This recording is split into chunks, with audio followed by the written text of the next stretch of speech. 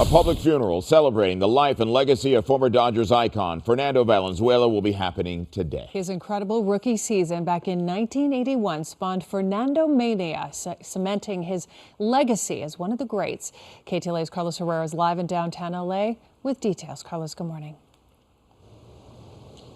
Megan and Chris, good morning. Preparations for this memorial service have been underway for several days now, in addition to the massive crowds that are expected to attend the service here today. We know that his former teammates and current Dodgers will be here as well, all of them to pay tribute and to honor the beloved Dodgers pitcher, one of the greatest to wear that Dodgers uniform, and one that actually inspired that nationwide phenomenon known as Fernando Mania. Take a look here. That 10 a.m. Public memorial mass will be open to the public here again on a first-come basis due to the limited capacity inside the Cathedral of Our Lady of the Angels on West Temple Street. The Archdiocese of LA saying a viewing area will also be available outside on the plaza for limited overflow.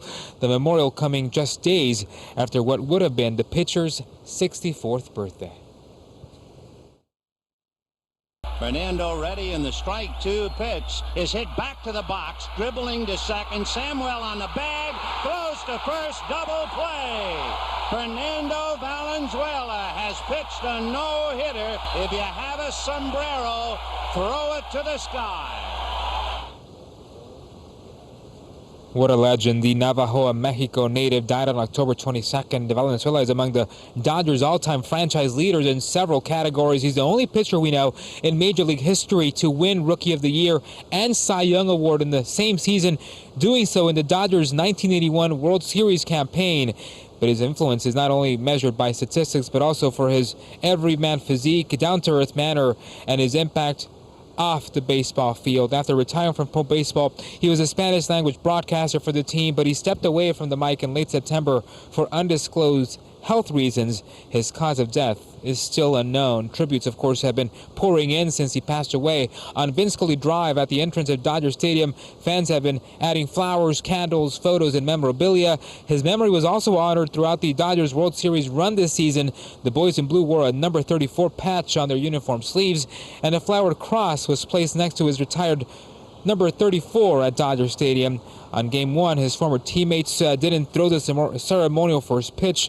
Instead, they placed the ball on the back of the mound where number 34 was etched. Valenzuela's wife, Linda, and their 4 children were all in attendance. But one of the biggest tributes we've seen so far is this 6-story mural on the side of an apartment building over in Boyle Heights. Massive, beautiful. Now, Valenzuela has been memorialized, looking proudly over the neighborhood that he once called home.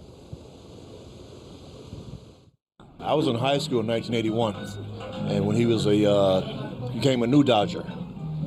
And upon that, he influenced, I was a football player, he influenced me to want to play baseball. He didn't just do a lot for the Mexican community, he did a lot for baseball. He brought the community together, whether you were black, white, Asian, didn't matter.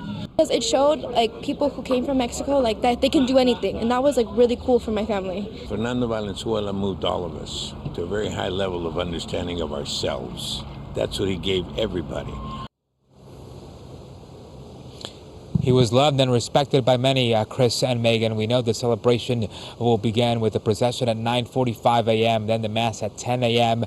Officials saying that public parking will not be available, so they're urging folks to use public transportation or ride-share services. The ceremony will also be live streamed on the Cathedral's website.